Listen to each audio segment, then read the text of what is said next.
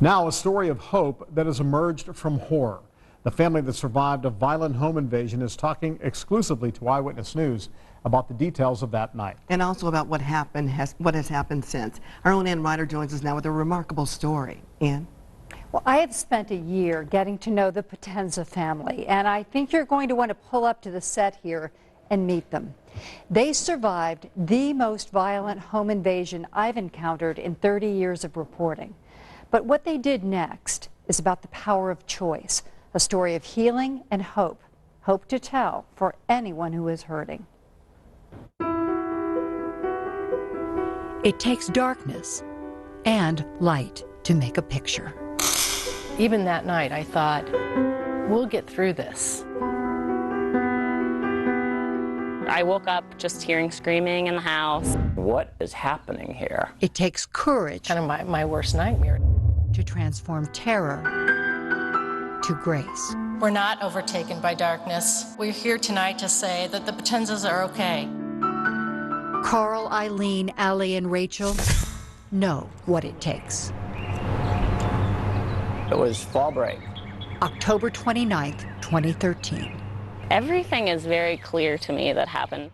Allie POTENZA and her mom Eileen came home from an evening of shopping. And unfortunately left the garage door open. In the dark, before dawn, police say 6 armed men entered their home. You know, it's 5 o'clock in the morning and the overhead light comes on over our bed, and I felt the presence of lots of people around our bed. then there's 2 men wielding guns. Down the hall, Allie slept alone, her sister Rachel away at college. Carl, who wears braces on his legs, was ordered to stay in bed. Guarded, his head under the covers, he could only hear. It seemed like an eternity, and crashing and banging and gunshots, ransacking and destroying property. Eileen acted on instinct. As Mama Bear, I was thinking the whole time, I've got to do something to save our family. Running from the bedroom for a phone. So I was going down the hall and I got shot. One of the gunmen then ordered her to drive to her ATM. And I just thought I should not be getting in a car. She tried to run, but tripped, and he tackled her. And he dragged me back inside and shot me in the foot then. And at that point, I'm laying on the ground. Another guy was kicking me in the head, and I said, all right, I'm going to do whatever it takes now. Eileen, bleeding, driving, and by then sexually violated, acted on instinct again. I said, why are you doing this? Is this the career that you want to have? Why have you chosen this for yourself? Because there are so many other things you could do. And he said, no, this isn't what I want to do, but I don't know what else I can do.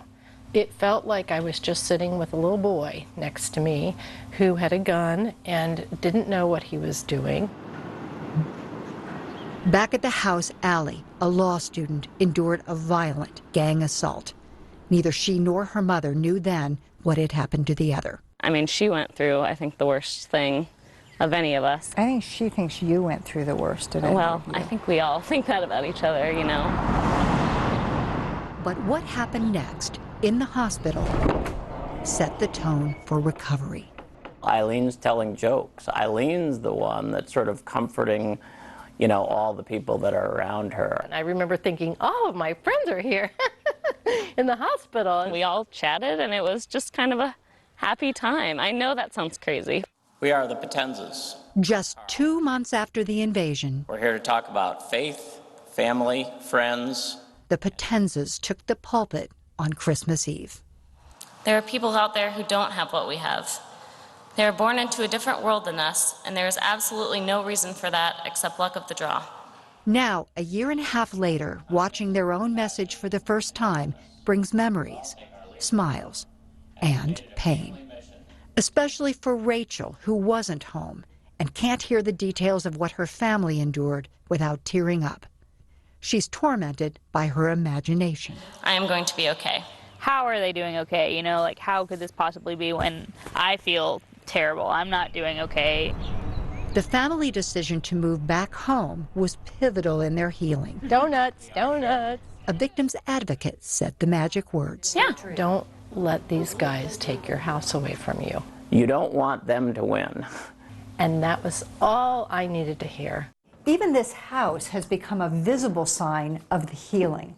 People who love this family paid to gut and renovate some of the rooms where the violence was worst. We had 2 hours of hell, but after that, it's been months and months and months of kindness. All right, let's see what happens next here. Allie turned her pain into service. He was quiet. Almost. She volunteers as a literacy tutor. Piling.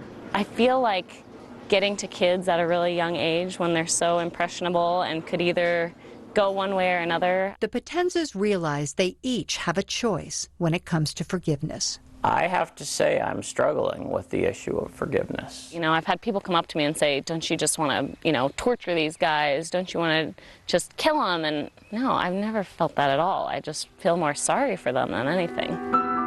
The family says there was something else about that morning, something they cannot explain. I just felt the calm. I felt this sense of peace the whole time. I was just protected, I think, during that whole experience. You think maybe this would be the worst thing that could happen to you, and it doesn't have to be.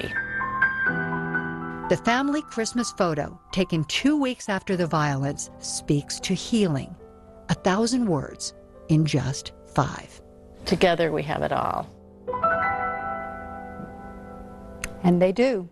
A postscript. Rachel, the brunette, is back at school now. She's feeling much better. Allie graduates law school this year, and her boyfriend has become her fiancé. EILEEN was shot in the hip and the foot, but she is back to teaching school and changing lives one child at a time. Carl remains the quiet giant of the family, which he says mean he writes the checks. And as for those 4 men who were convicted, they were sentenced just a few weeks ago. Yeah, 4 of the 6, and they'll likely never get out of prison. There is so much more to this story, a lot of complexity here as to how they got from A to B. So some of our raw video, the interviews, is so compelling that we've posted it on our website. EILEEN's encounter in the car on the way to the ATM. Rachel, whose interview is so real and so raw. Their pastor and a family friend on the speed of this family's healing and whether that's sustainable. So it's well worth the click. Go to WTHR.com and you'll see what we have for you. Now, certainly.